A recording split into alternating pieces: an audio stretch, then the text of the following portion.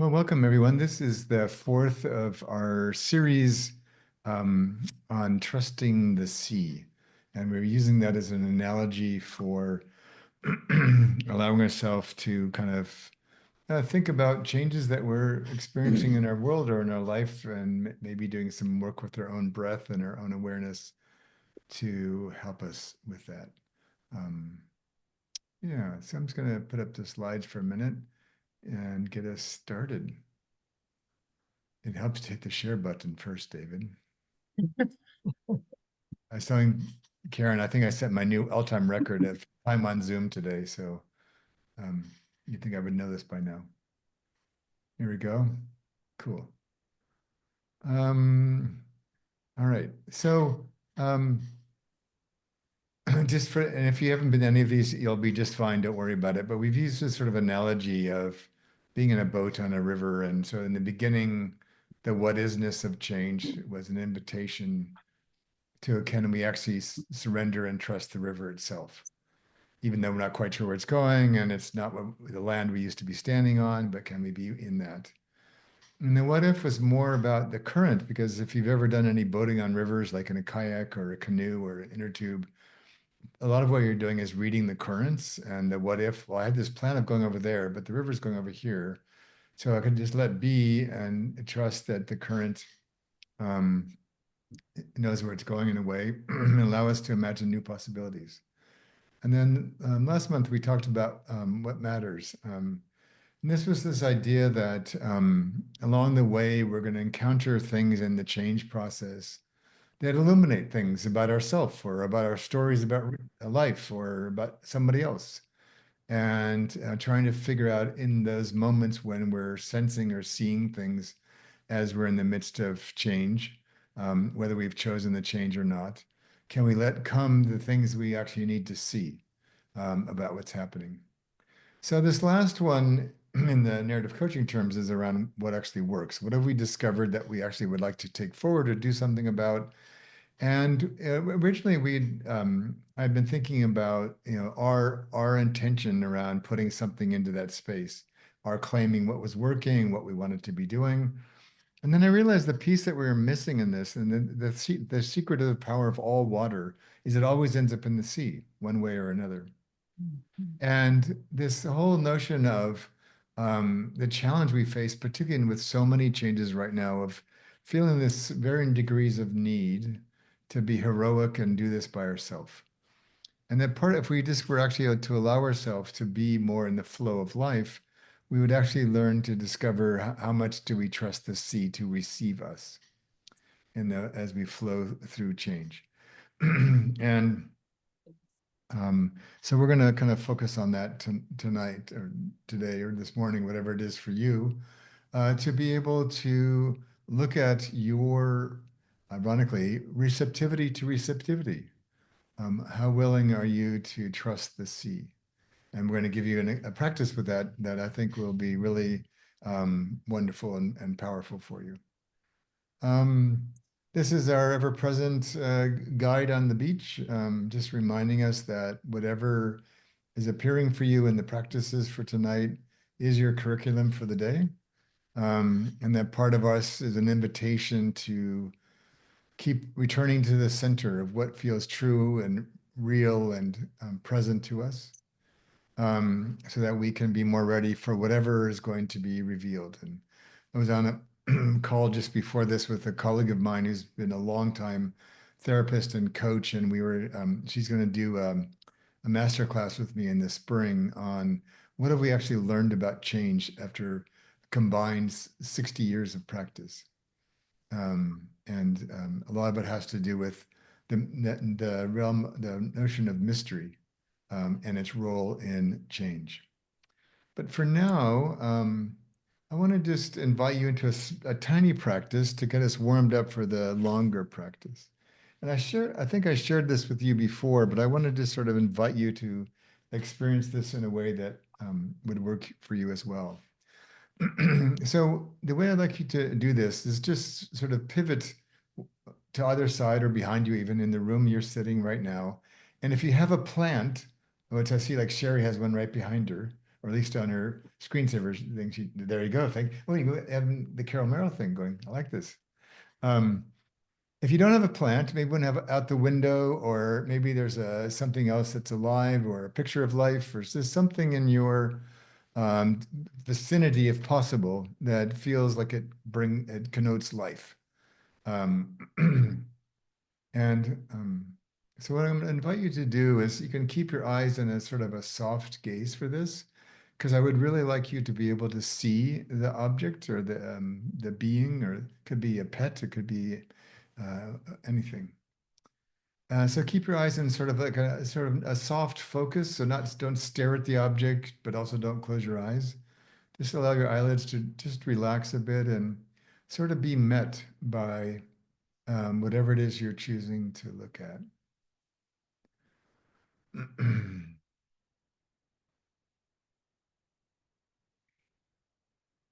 And for this, you can just let your mind move where it wants to move. There's nothing actually to think about.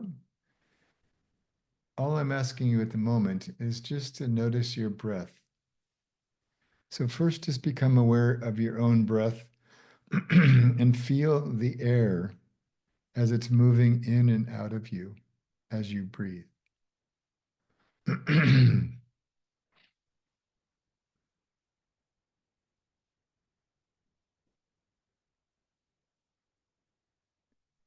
And as the air moves in and out, most of us would say to ourselves, I am breathing the air in and I'm exhaling the air out. I'd like you to imagine this the other way around. What if you were to see this from the perspective of the air, that you're opening to it and it's taking it back? So you can imagine you're in this relationship with the air that's in your space, and you.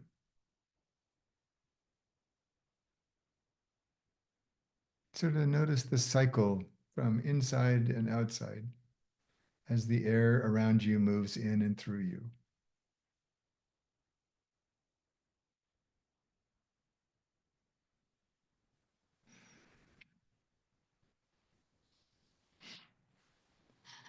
And then I'd like you to notice what you've been softly gazing at the whole time. And imagine if it's alive, or was alive and now is in a photograph or painting, that is breathing in the exact same air that you are, as is every living creature in the room that you're in. So now your cycle of you and the air is expanded to everything else that's alive that you can see, particularly in the space you're in.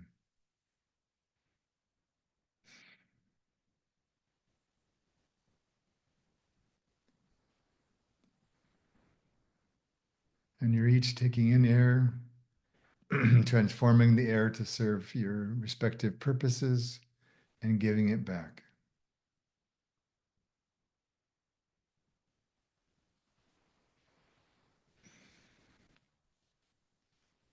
So we'll just do this a couple more times just to see what emerges for you as you imagine yourself sharing the air with other creatures and or beings or objects in your room.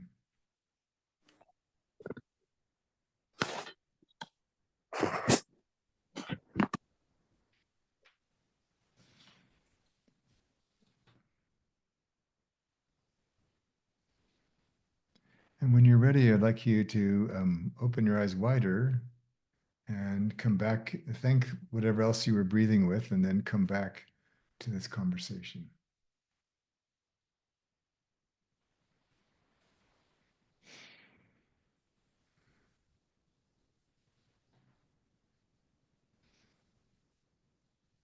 And if you feel inclined, you're welcome to put anything that you noticed or experienced in the chat box, just as a record of your encounter.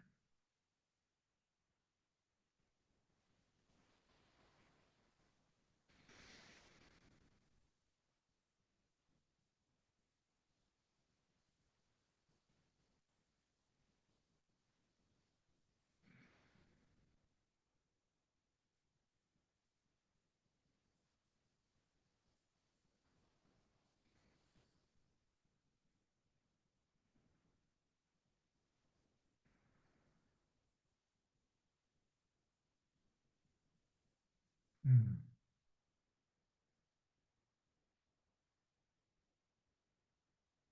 mm,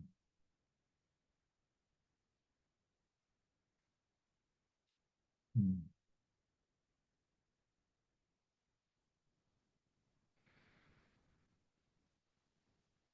mm,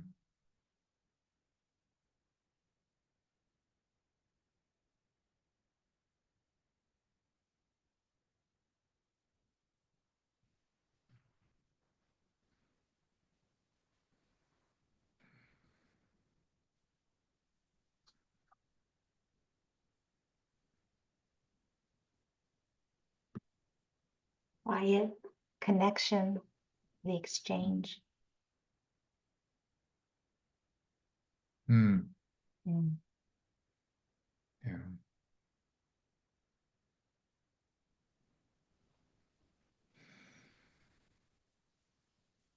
Mm. The obliteration of plants when stressed. Yeah. Mm. Mm,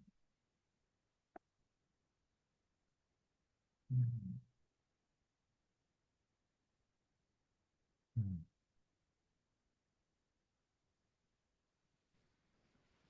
mm.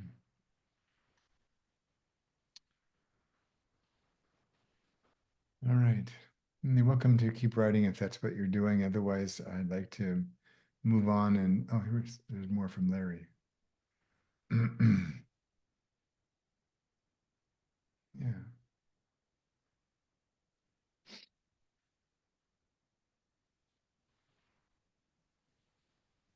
So even if you're in the room with people you don't like, you're still breathing the same air or things that are difficult. Um, and I just, anyways, I found this sort of a really fascinating practice during this time of high drama and tension, um, that we're all sharing the same air in the end. Um, so we're going to now extend this from house plants and trees and paintings to each other. The way that we're going to do that. So this is our kind of the whole map, and we're now on the fourth one of the series and the last one for the year. Christmas, the December one will be more of a celebration, but we're going to focus on these two, um, and particularly originally I was just going to put up four by itself. But then I realized that with breath, you can't just exhale, right? You've got to at some point breathe in. So I've been really enjoying now doing these as pairs. But we'll focus on this uh, at the top. But I want to just show you what I'd like you to do in your breakout rooms. So I'll just add these. So what we're going to do is we're going to imagine you're going to, Karen will put you in pairs.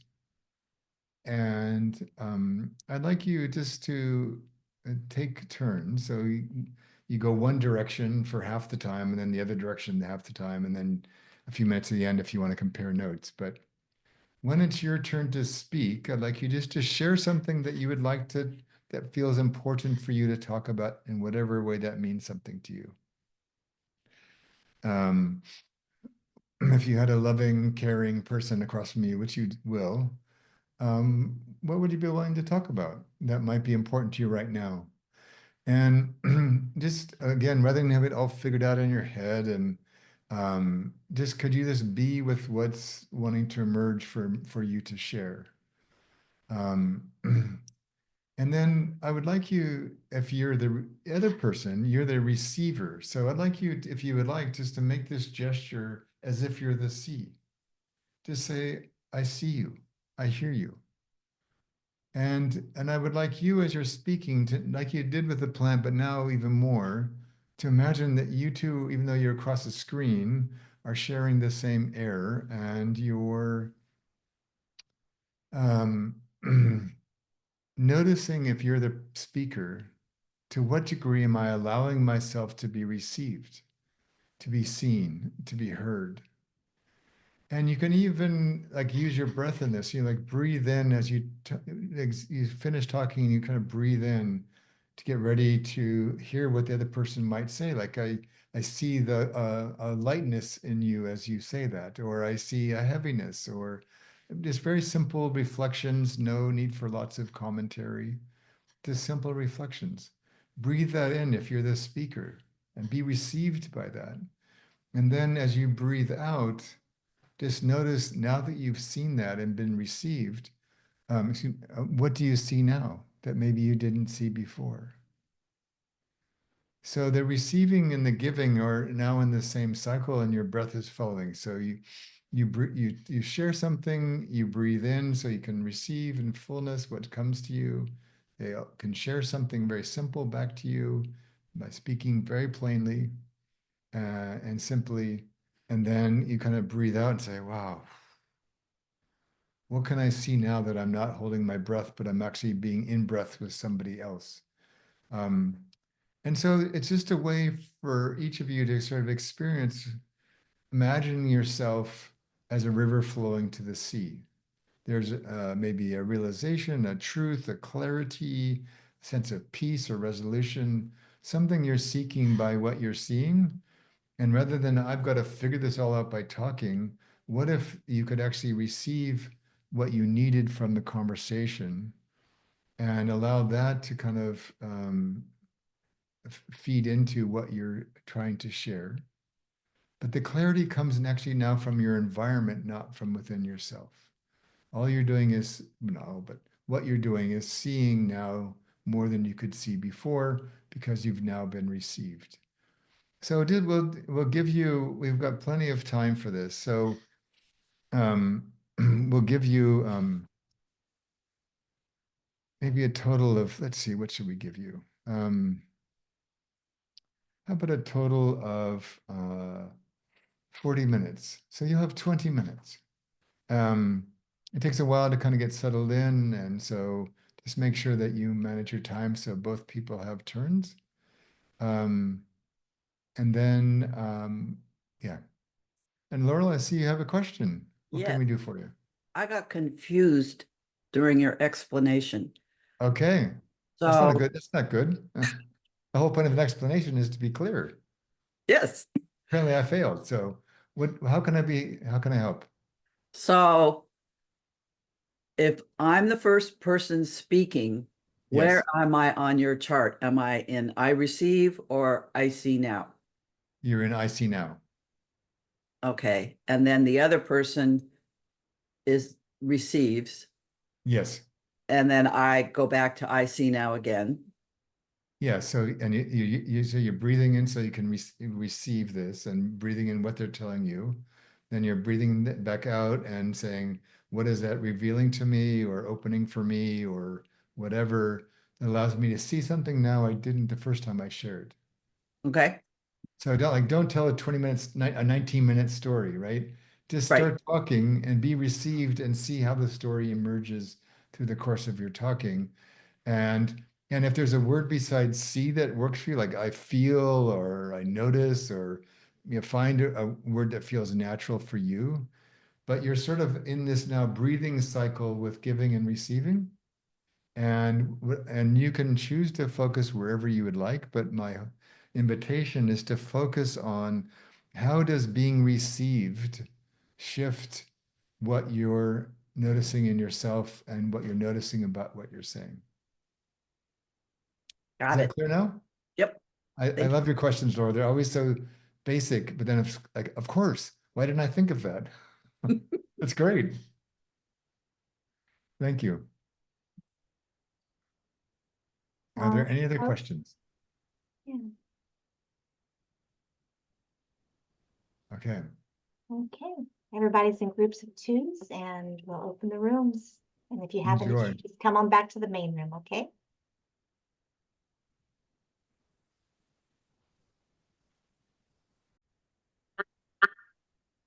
There we go. So welcome to everyone. Welcome back. We had a few people coming in and out over the course of the breakout room. So hopefully that all worked out for everybody. We'd just like to invite you to sort of reflect on kind of what you noticed about that experience. And I'm just going to put up a slide just for a minute, just to prompt you with some questions to think about, to maybe inform how you might want to share with us. Yeah. Yeah. Yeah. Karen, if you could just put those in the chat box so we have them ever present, then I can take these, take Yeah. this down. Working on that. Yeah.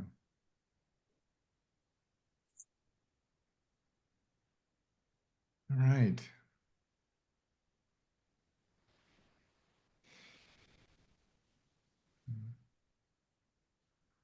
Who would like to share? Hmm.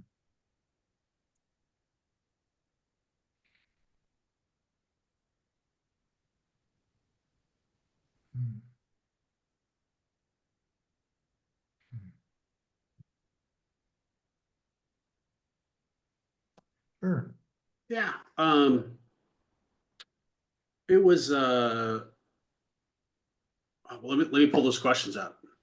Because I was gonna say it was just a good, it was really just a good jam, right? Like Okay. I think we just both decided to share the air like we talked about, Okay. and just both of us had um interesting event horizons where it was far enough out so that we had to really sit where we were at. Hmm. And I think that sharing the breath actually helped with that because it kept us like right here, right now. We could talk about the future, but both of us, I think, and Tom, I don't want to speak for you, but I think I had the propensity to, I mean, internally go like, oh, my event horizon's about a year out, and Tom's was a little closer, and I mean, it was fun. It was because it was like the pull of that was there, like so their natural tendencies. So it wasn't play acting. It was really, like I said, the breath really kept us present, and I think that experience mattered because it was a good day for me personally, just to show up and have a little presence and shared presence. So Okay. yeah, it was meaningful a lot of different ways, and actually because I can't resist, it actually made me think about a couple of things that I took a couple notes on that I actually will do. So it hit a lot of boxes. So Okay. thanks, Tom. And how are you doing in your recovery, Tom?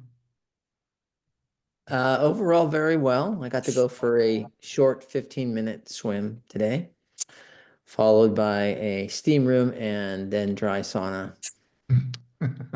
Um, and so part of it is that wonderful experience. I'm very grateful for that. And then there's a part of me that wants to swim for a lot longer. So Yeah. Hmm.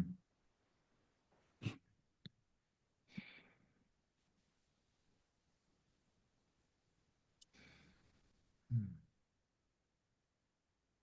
and I wanted to say we had a visitor in our, Yeah, Zia. it was just an observer, which was really nice and got some real good feedback. So thank you, Karen and Zia, for your feedback, and for for your time and heart.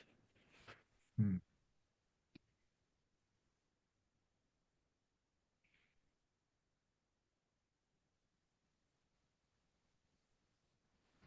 Yeah, Mila.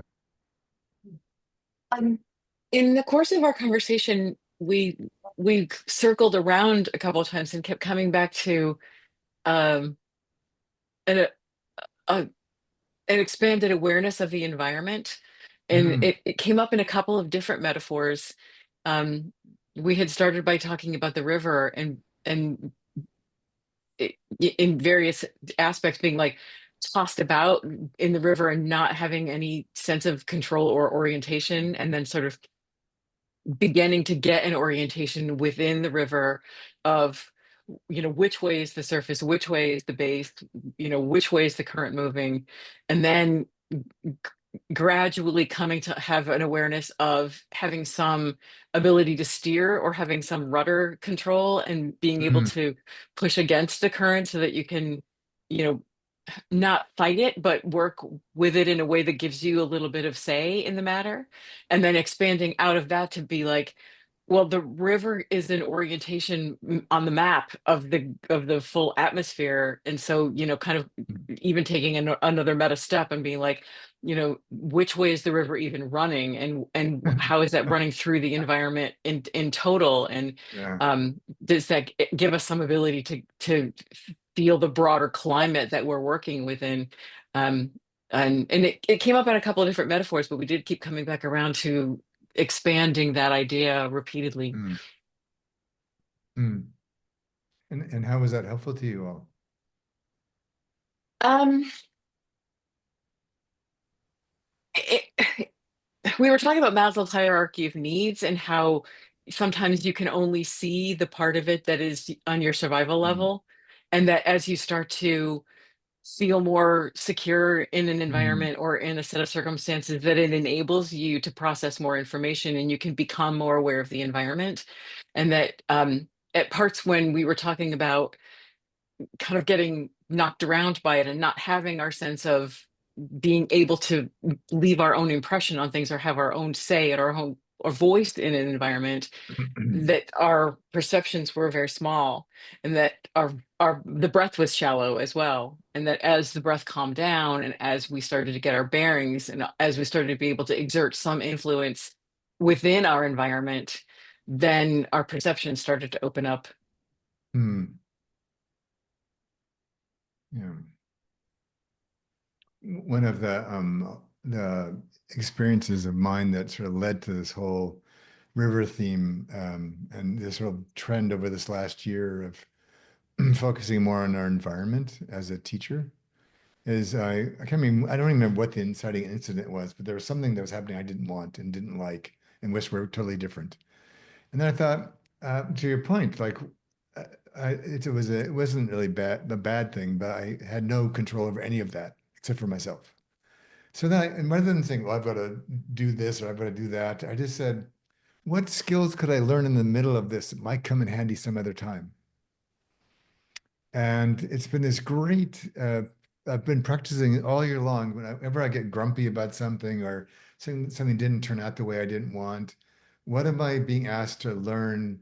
Not so much for right now, but it's a life skill that could come in handy other times. And I think about how, like, in adapting to my new life in Amsterdam, even some of the early issues, they all kind of like today, I like, oh, I could use that one from that incident. I can use that now to get through this much better than I could have before. And so then you start to realize everything's a lesson. And yeah, so I'm really it's been my, so I'll be curious. Usually I have one journey a year that's sort of central for me, and that's informs what I teach and kind of what I think about. And this year was learning from my environment, which is why we're talking about rivers. To your point, one of the subtopics that came up is, when you take those earlier lessons forward and you remember and bring them into your moment of Mm. environment, it gives you the permission to ask a question that you might not have asked before. Yeah. Where, before I would have said, oh, well, either I don't understand this or I can't do anything about it, or I'm just going to make them mad if I press on this further. Bringing that forward has enabled me and has enabled me in my mentoring to say, did you just ask? Maybe your assumption isn't actually accurate. So, just asking for Yeah. clarification and am I on the right page? Before, I don't think I would even have asked. Yeah. Great. Hmm.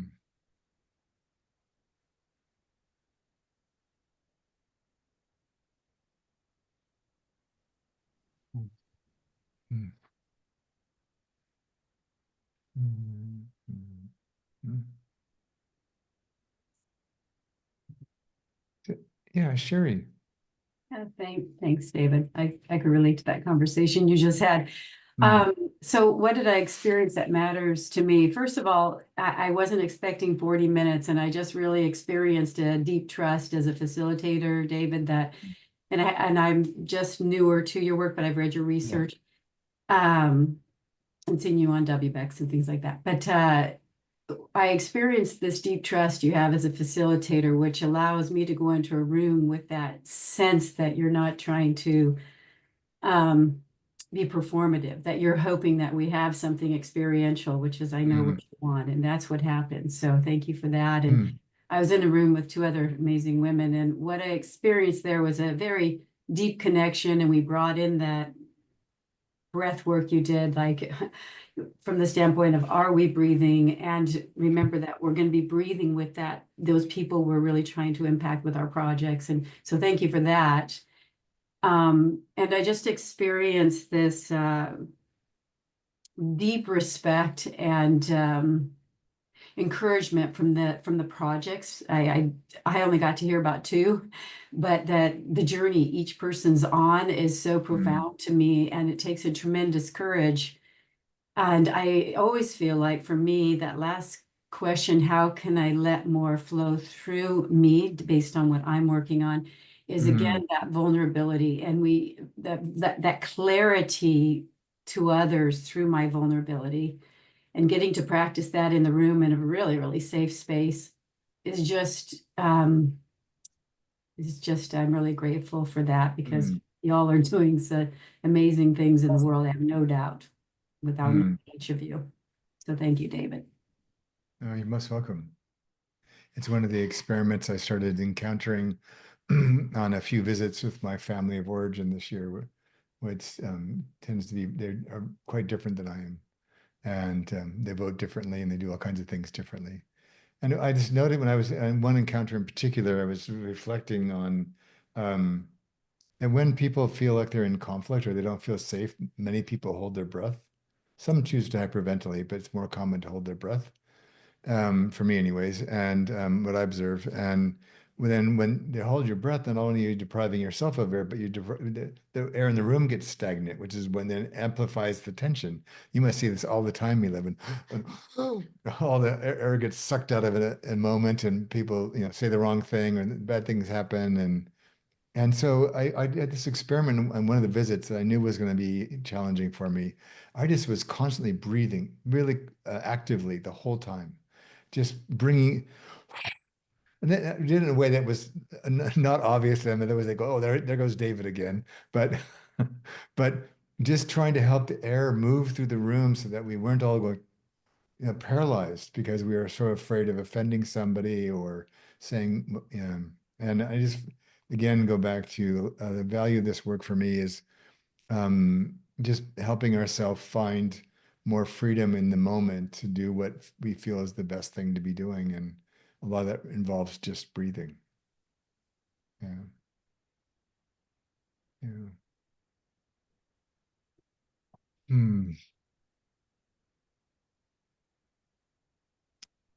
If there's anyone who's not, so Zia, what was your impression? As somebody just parachuted into our little gathering from far away? Um, Zia, you're our first participant ever from the country of Brunei, so we're really happy to have you here. And how does all this seem to you as someone who's seeing it for the first time? I I don't kind of it's hard to put my finger on it, but it's quite a profound. Um, I don't know if the discourse is right. If I'd say so sort of like moving experience, just like sort of like witnessing the level of I guess the conversation. So I'm coming up to because the company that I work for has been using coaching in a sort of like a more business management performance type aspect. And so I sort of like was reaching out for something very different. And I was trying to explore that within the company, but they just sort of like ran it as a pilot, and they want to do more instructional coaching. And I'm like, I think that we could all benefit perhaps if we looked into, things that were more sort of like on the soul guide type discourse, and so to be able to be a witness to I mean, forgive me if I'm overstepping, but like this kind of discourse, it's I feel a lot of active listening. I was able to witness that. I and yeah, it felt, don't know, the word is very almost surreal. And it just, I don't know, maybe it's the fact that it's 5 o'clock in the morning here, so it feels surreal anyway. Yeah. But Mm. yeah, thank you. Mm. Mm. Hey, Zia, maybe you could provide an instructional curriculum on how to coach through maturities, the 5 maturities. Yeah.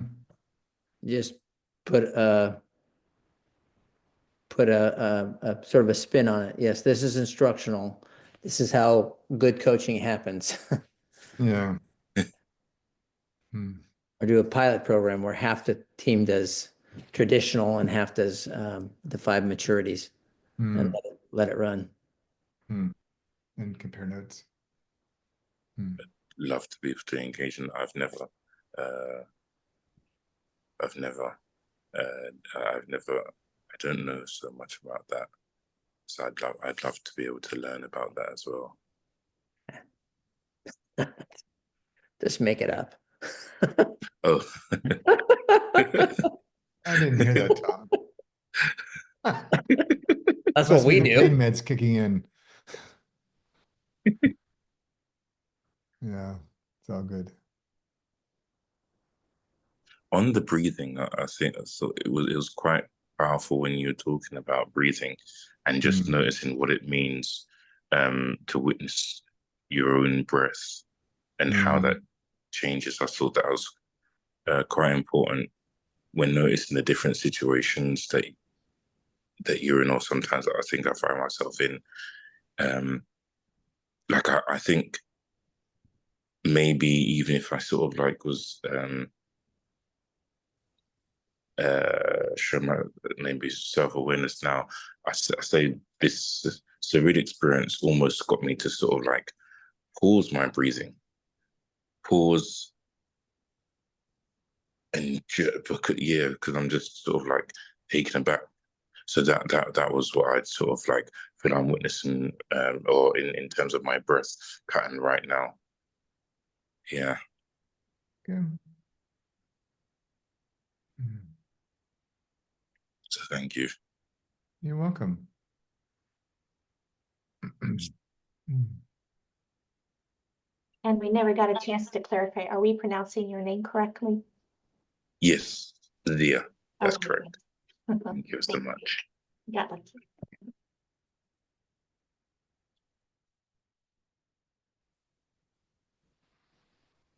Mm. Mm. Hey, Michelle. Yeah. It's interesting what experience that matters to me. I started to write down some words, and when you put us through the first experience, what came through was motherhood, the birthing of me becoming a mum, and then the birthing of my children, and then the breath of life that we share. And then then the dance started to change. It was the birthing of my breath, because I used to hold my breath always, and until I discovered water, which I can't swim. So it's the birthing of a new relationship, even through from the river to now to the sea, and what that experience has been, David, with with these cycles. And now, thank you, Larry, for sharing the sea together. It's like the birthing of me again with who I am and the birthing of myself in this work. And that all just came through as Larry kindly was receiving and seeing me. As Larry is now just starting where I started with you and this work many, many years ago. And that was just such a beautiful moment to have that see with us. So the flow is flowing. It's like a massive tap. So, yeah, just wanted to share that. Thank you, Michelle.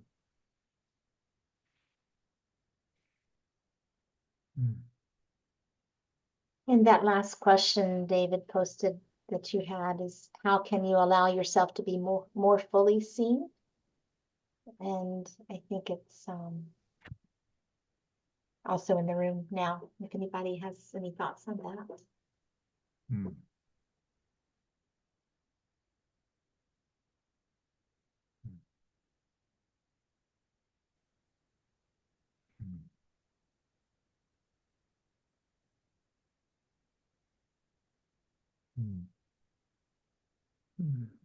I'd like to share something came up for me from Michelle talking about flow in the river. And the water flows under its own power, or actually not by its own power, but by the water that's behind it. And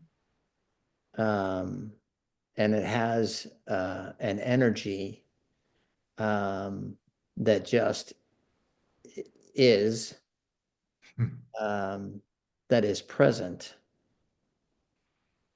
And I think where I can be seen more fully would be acknowledging the power within me and behind me that is causing me to move forward even without my effort.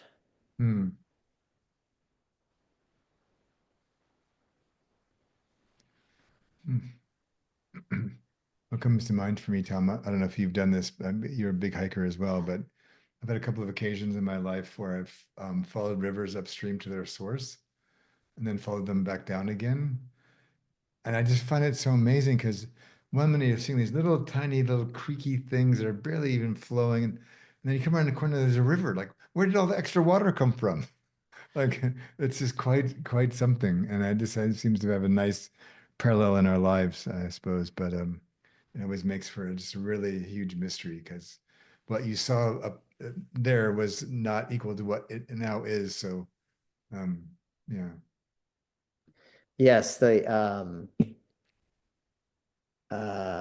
gosh, in Yosemite, there's a wonderful river whose name escapes me right now, but you can hike to its beginning, Is which this like the Merced or the Tuolumne or Tuolumne.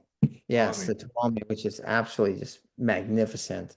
Yeah. And you can hike all the way up to Hmm. the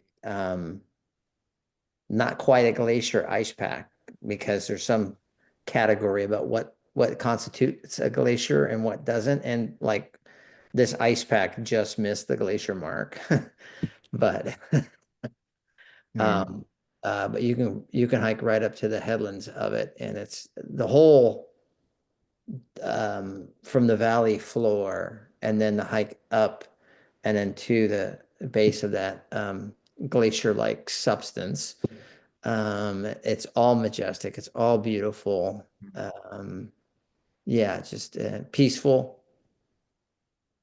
And it's there every year. Yeah.